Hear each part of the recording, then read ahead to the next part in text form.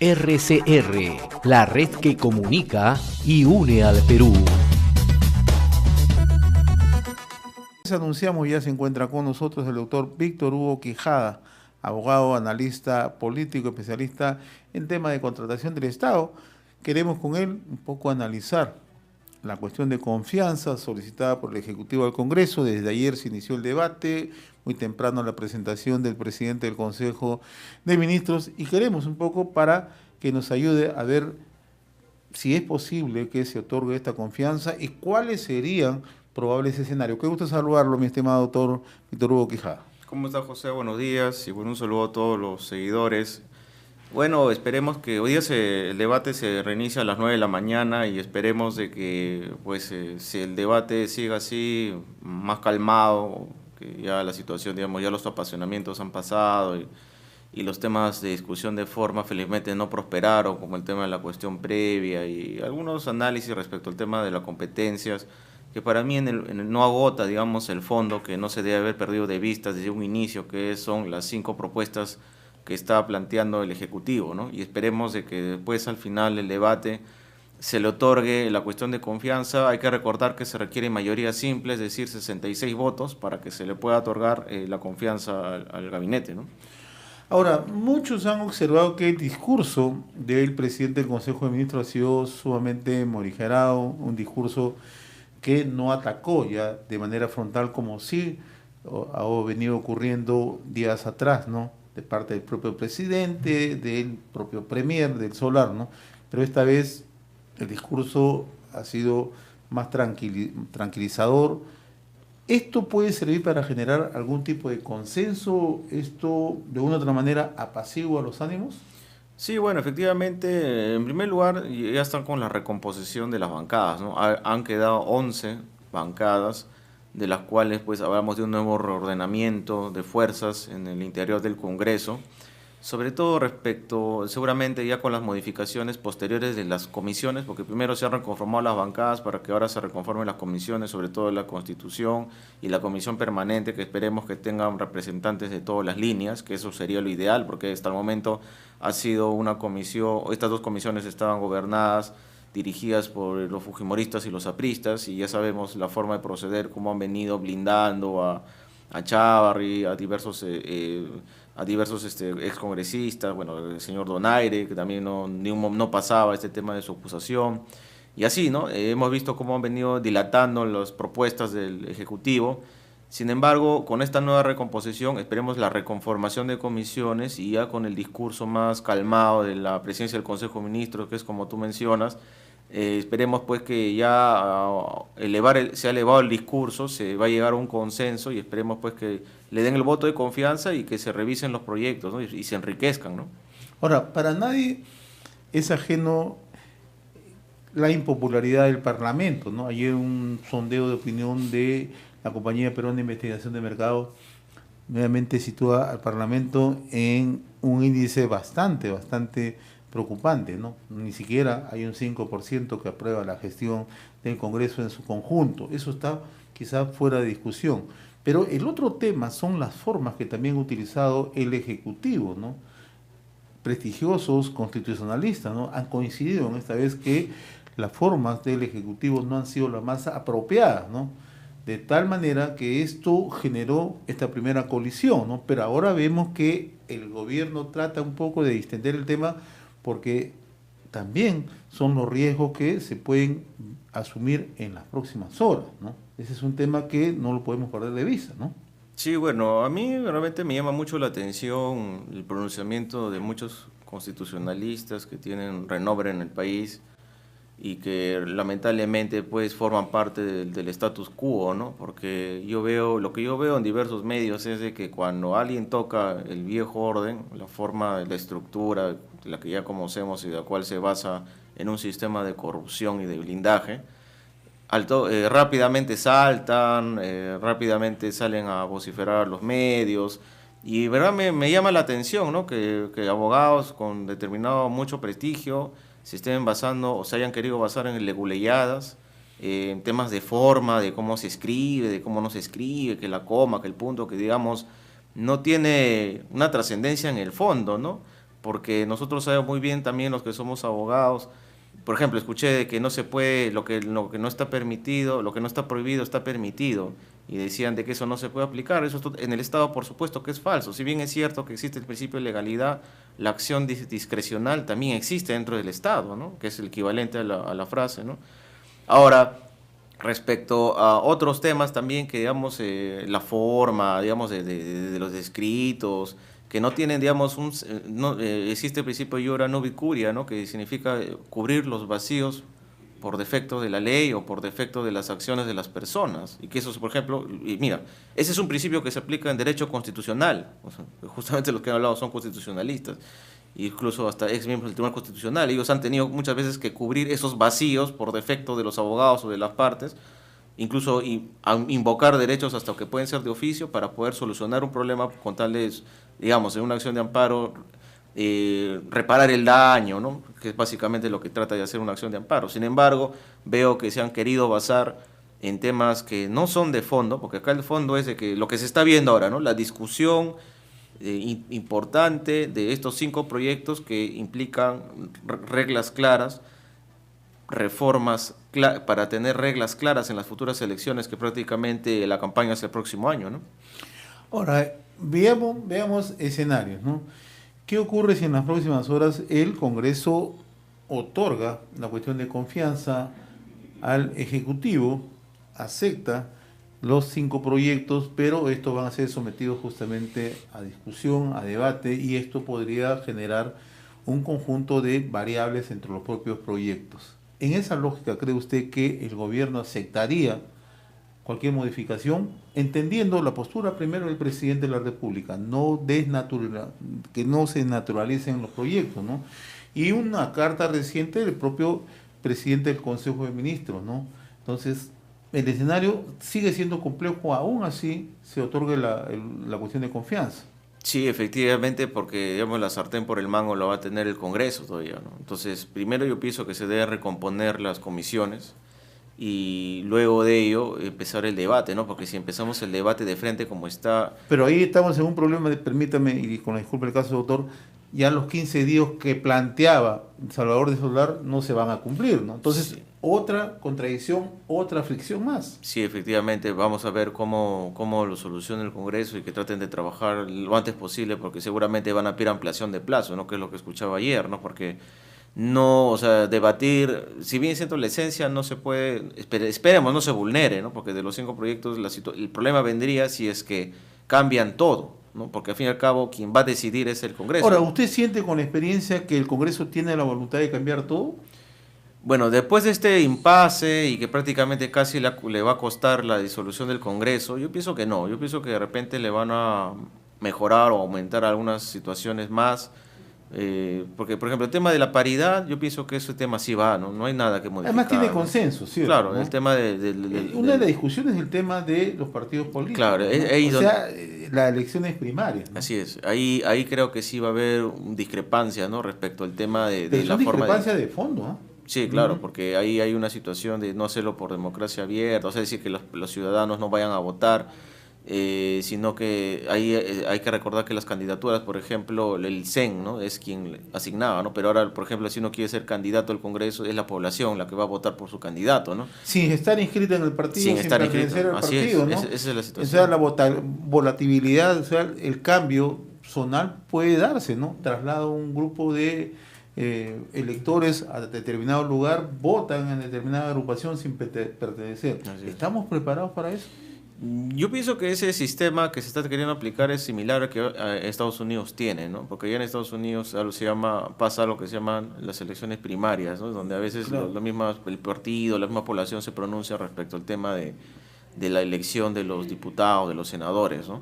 Y es más, dentro de ello hay todo un movimiento interno para la elección del candidato presidencial. No es tan fácil como aquí, ¿no? Que uno va en el CEN, o sea, el Consejo que ve el nacional que ve todo el tema de los partidos internos, y ahí uno, como se ha venido trabajando, compra una candidatura, ¿no? Vas con tus $30,000, $40,000 y compras un número, ¿no? Pero si quieres, por ejemplo, ser candidato al Congreso. Realmente ahí va a haber una situación, lo que se quiere en el fondo es que la población participe en política, ¿no? Lo que se busca es que la población se inscriba, vote por un candidato que simpatice tanto para las elecciones municipales, regionales, para el Congreso, para que sea candidato presidencial. Pero sí coincido contigo en que no sé qué tan preparados estemos para ese tipo de democracia, ¿no? Porque, ¿dónde está la militancia? Porque en realidad no todo garantiza que sea militante, claro, ¿no? efectivamente, ¿no? Ahora, la organicidad política también se pierde, ¿no? Sí, realmente la forma... Esos son los riesgos. En realidad, Sí. si uno apunta hacia la población no está en contra de las reformas políticas. La población considera que se tienen que hacer cambios, ¿no? Pero la dificultad está en que de una u otra manera no hay espacio para discusión, ¿no? Y probablemente una de las salidas que está planteando, y también hemos escuchado ayer en la discusión, bien, le concedemos la cuestión de confianza al Ejecutivo, pero presidente del Consejo de Ministros, ministro de Justicia, usted participe en el debate. Sería lo ideal, ¿no? En verdad sería lo ideal. Pero lo ideal ya viene de parte del Ejecutivo que quiera sentarse a participar justamente en esos debates que tanto ha solicitado, ¿no? Sí, y sería lo responsable, sería ¿no? lo responsable y lo recomendable también para que defienda su postura, ¿no? Porque de nada serviría, digamos, que le dé un voto de confianza y si el mismo Congreso lo está solicitando para que sustente, pues en buena hora, ¿no? En eso consiste la política, ¿no? En negociar, en llegar a puntos medios, en tratar de ganar, ¿no? Que se llama la fórmula, ¿no? No se trata de imponer, como hemos venido viendo que han tratado ni por uno ni por el otro, ¿no? El Ejecutivo quería imponer, el Congreso se encaprichaba en no querer responder al Ejecutivo y así han venido peloteándose hasta agravar esta crisis que prácticamente casi le ha costado la desaparición del Congreso momentáneo, ¿no? Entonces, yo pienso que sí es necesario que el Ejecutivo responda al llamado del Congreso y que se siente pues a dialogar y a trabajar en las mesas técnicas para que también lo antes posible se puedan impulsar estas reformas, ¿no? Porque algunas de ellas son constitucionales. Ahora, el otro tema es que en medio de toda esta discusión surgen algunas propuestas.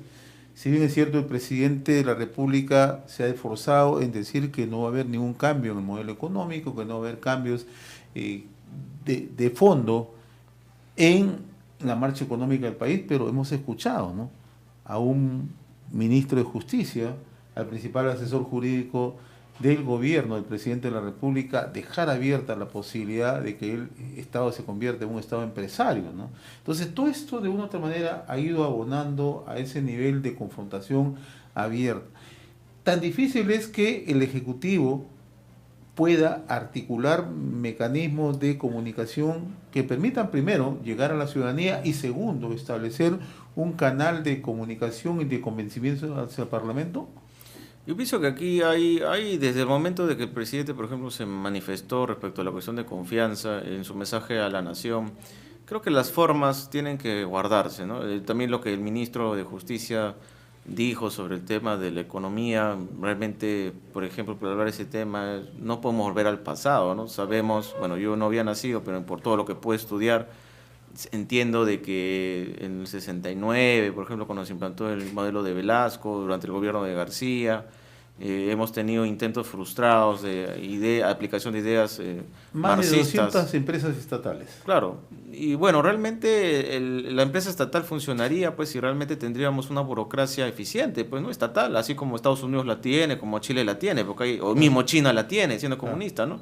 Sin embargo, ese modelo no funcionaría aquí porque ya estamos viendo qué tipo de clase política tenemos y esa clase política va a llegaría a ser funcionarios y ya sabemos cómo estatizar todo lo que es el tema de la empresa privada. Realmente nos llevaría al fracaso como país y realmente sería matar de hambre a nuestra gente, ¿no? Y ya sabemos cómo está Venezuela, cómo está Cuba, cómo ha acabado Argentina. Entonces realmente ese tipo de modelos, más bien Perú debe preocuparse por ser productivo y abrirse al mercado, tratar de competir, porque no producimos ni el 1% del PIB del mundo. Imagínate, estamos en los últimos puestos de las economías, último puesto en temas de corrupción.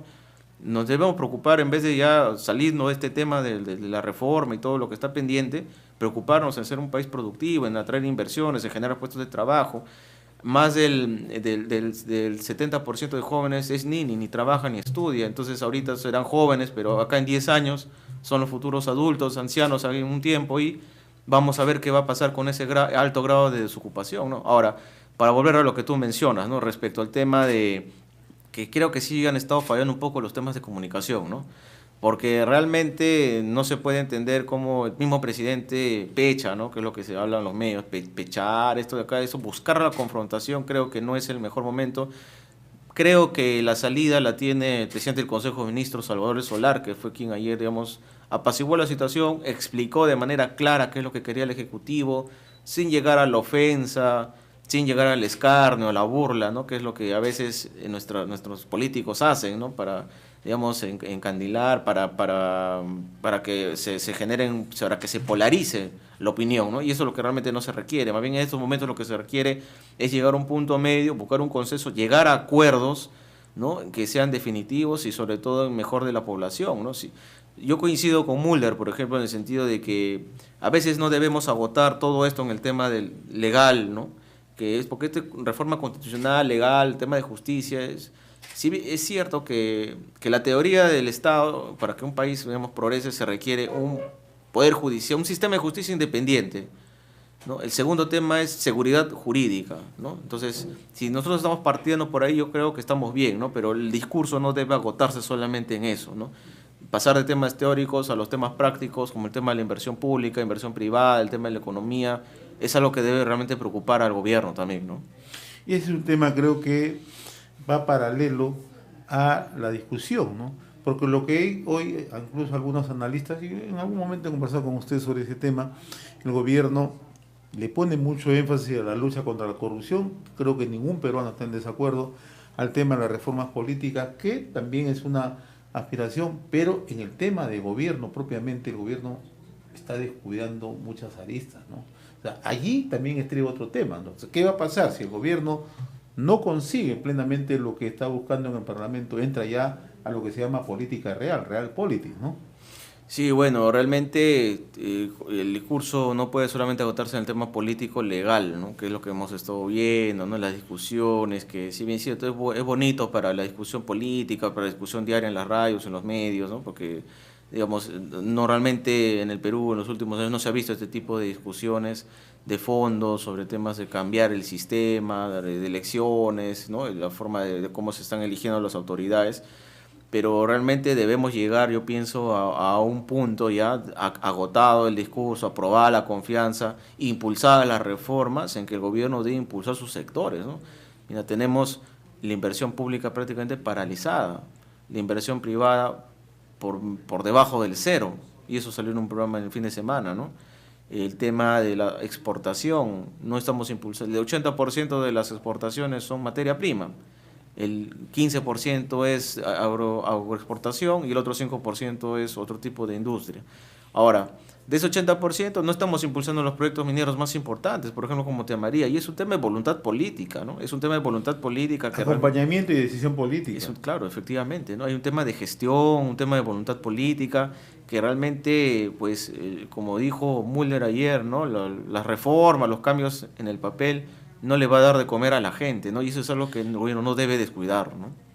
Claro, porque hoy la gente está, un sector de la población está pendiente de lo que ocurre en el Parlamento, pero la agenda real se ha perdido de vista, ¿no? Sí, efectivamente. Los temas de fondo en general, desde que PPK ingresó al gobierno y ante esta confrontación con Fuerza Popular, que en verdad es ilógico, ¿no? Porque uno buscaría confrontación con la izquierda, ¿no? Que digamos serían la oposición, pero la misma derecha es la que se ha venido desgastando y agotando todo estos casi 2 años y medio, casi 3, ¿no? Y en donde realmente, digamos, no se están tratando los temas, ¿no? Por ejemplo, el gobierno quiso impulsar de un inicio el tema de saneamiento, ¿no? Habló de los grandes proyectos, de destrabar, etcétera, ¿no? De las grandes reformas tributarias, laboral, pero no se está viendo eso, ¿no? Entonces, ¿cómo vamos a hacer para nosotros afrontar lo que se viene, ¿no? Estados Unidos con China entra a una guerra comercial, Perú no está dando la talla, no está preocupando en los temas de los puertos, no se está preocupando en la productividad ni el empleo, lo único que tenemos más o menos estable es el tipo de cambio, pero no se puede vivir de cifras macroeconómicas, que sí, Perú está en economía supuestamente en verde, que sí, que vamos a crecer 3%, pero estamos creciendo. Pero que es insuficiente. Es insuficiente, ¿no? Es insuficiente. Acuérdate que el año pasado, en pleno mundial, acuérdate que Perú subió en índice de pobreza, ¿no? Somos más o menos el 36% de la población está en extrema pobreza. Eso quiere decir que más del 36% de la población, que son más de 4 millones de peruanos, vive por debajo de los 950 soles, incluso para los estándares internacionales con $1 diario, para que sepas más o menos en qué estamos, ¿no? Entonces, es algo que realmente el Ejecutivo debe preocuparse saliendo de este tema de forma, ¿no? Mi estimado doctor Víctor Hugo Quijada, siempre es grato conversar con usted y vamos a seguir conversando de este y otros temas de interés nacional. Muchas gracias por su... Muchas gracias a usted. RCR, la red que comunica y une al Perú.